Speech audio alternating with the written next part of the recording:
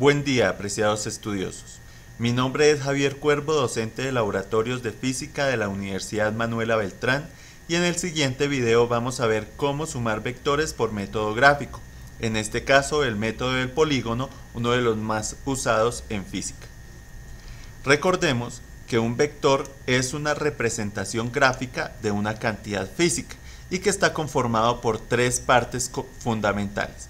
La primera, que va a ser la magnitud, que es la cantidad de unidades desde la cola del vector hasta la cabeza del vector, que en este caso pues va a ser un vector de tipo bidimensional. Eso quiere decir va a tener componentes en el eje Y y componentes en el eje X, debido a que tiene cierto grado de inclinación.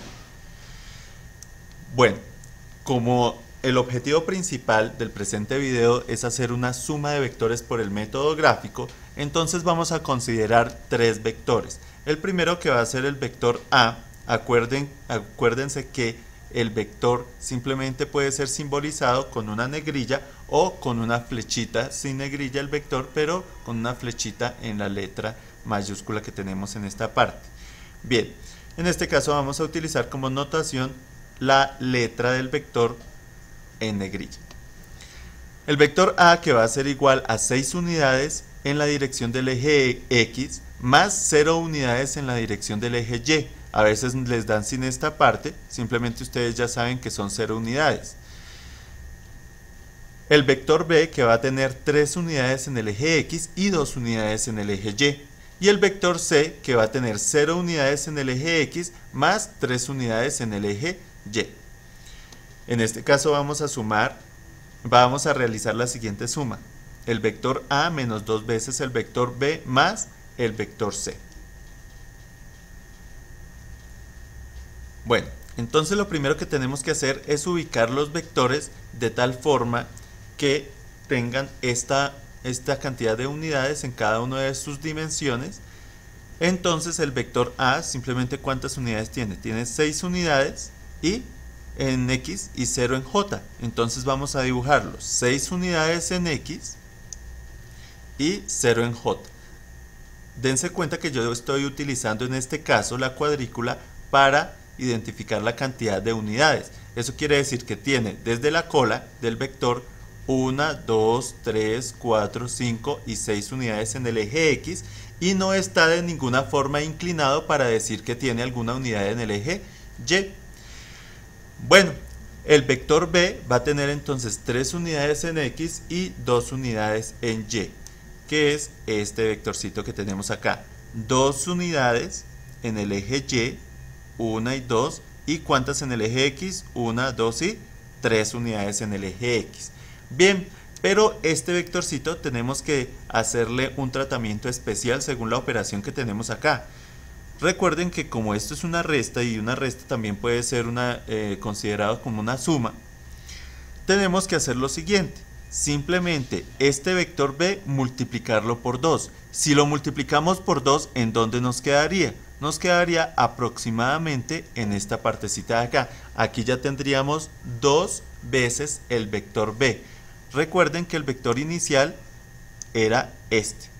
Bien, 2 unidades.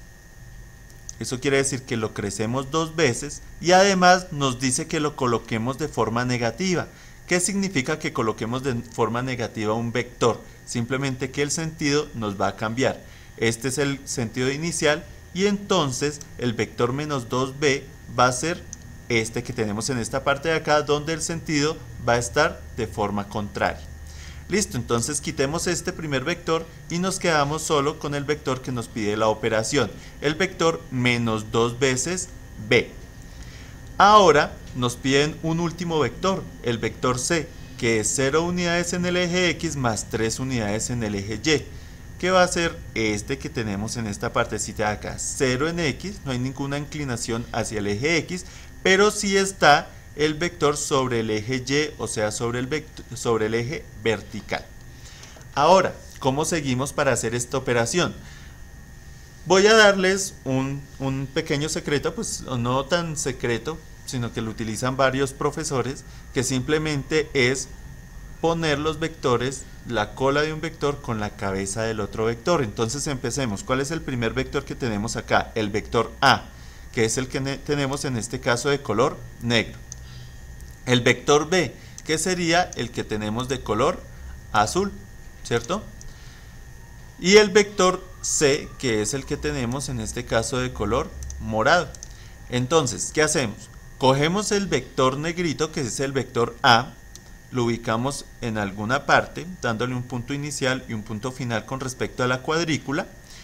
En la cabeza de este vector colocamos el siguiente vector, que sería el vector B, o sea, las menos 2 unidades.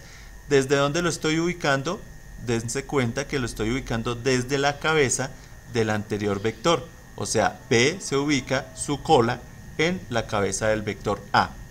Por último, ubico nuestro último vector, que es el vector C. ¿En dónde? Pues simplemente en la cabeza del anterior, o sea, del vector B. Y así tenemos los tres vectores en forma consecutiva. Por último, la resultante de la suma vectorial en nuestro ejemplo se ubica desde la cola u origen del primer vector, que sería este que tenemos acá, hasta la cabeza del último vector. Entonces tenemos nuestro vector resultante de color rojo que tenemos en esta partecita. Por lo tanto, el resultado de la suma vectorial de nuestro ejemplo es el siguiente. La suma entre los vectores A menos 2B más C de nuestro ejemplo va a ser igual a 0 unidades en I menos 1 unidad en J. ¿Cómo lo contabilizamos? Simplemente desde la cola de la resultante u origen de la resultante miramos cuántas unidades tenemos en el eje X.